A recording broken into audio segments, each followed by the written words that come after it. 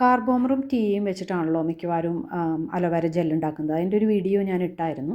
അത് pH ആണ് അതിൻ്റെ മെയിൻ കാര്യം. അപ്പോൾ അതിൽ കാർബോമർ നിങ്ങൾ യൂസ് ചെയ്യുന്നുണ്ടെങ്കിൽ ടീ എങ്കിലും മാക്സിമം അവോയ്ഡ് ചെയ്യുക. കാരണം അത് രണ്ടും സിന്തറ്റിക് ആണ്. അപ്പോൾ ടീയെ നമുക്ക് പറ്റുന്ന വെച്ചാൽ അവോയ്ഡ് ചെയ്യുക. അപ്പോൾ അതിന് പകരം നമുക്ക് pH അഡ്ജസ്റ്റ് ചെയ്യാനായിട്ട് നമ്മുടെ വീട്ടിലുള്ള സോഡാപ്പൊടി നാച്ചുറലാണ്. അതിൻ്റെ ഡീറ്റെയിൽസും ഞാൻ മറ്റേ വീഡിയോയിൽ ഇട്ടിട്ടുണ്ട്. അതിൻ്റെ ലിങ്ക് ഇതിൻ്റെ അടിയിലേക്ക് ഇടാം. അപ്പോൾ അത് ചെയ്യേണ്ടത് എങ്ങനെയാണെന്ന് വെച്ചാൽ 1 ഗ്രാം സോഡാപ്പൊടി, ബേക്കിംഗ് സോഡ അല്ല കേട്ടോ, സോഡാപ്പൊടി, നമ്മൾ ക്ലീൻ ചെയ്യാനൊക്കെ എടുക്കുന്ന സോഡാപ്പൊടിയില്ലേ, അത് ഒഴിച്ചിട്ട് അതിലേക്ക് നമ്മൾ 9 ഗ്രാം വാട്ടർ ഒഴിച്ചു കൊടുക്കുക. വാട്ടർ എന്ന് പറയുന്നത് ഡീമിനറലൈസ്ഡ് വാട്ടർ അല്ലെങ്കിൽ ഡിസ്റ്റിൽഡ് വാട്ടർ എന്ന് പറയും. എന്നിട്ട് ഒരു ബോട്ടിലേക്ക് ആക്കിയിട്ട്, അപ്പോൾ അത് അലിയില്ല ശരിക്കും.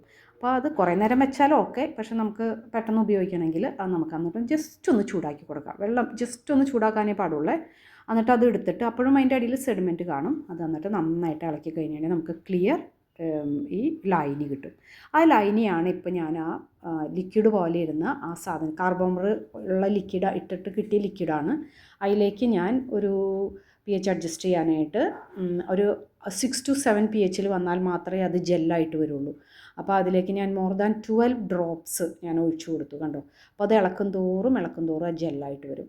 ഇനി വേറൊരു പ്രത്യേകത എന്ന് പറഞ്ഞാൽ, ഈ കാർബോമർ നമ്മൾ ഉപയോഗിച്ചിട്ട് ജെല്ലുണ്ടാക്കുമ്പോൾ എബോവ് 8 pH പോയി കഴിഞ്ഞാൽ അത് പിന്നെയും വാട്ടറായിട്ട് വരും. അപ്പോൾ pHലാണ് അതിൻ്റെ കളി മുഴുവൻ ഇരിക്കുന്നത്. അപ്പോൾ pH അഡ്ജസ്റ്റ് ചെയ്യാനുള്ള സാധനം നമുക്കുണ്ടെങ്കിൽ നല്ല ക്ലിയർ ജെല്ലുണ്ടാക്കിയെടുക്കാം.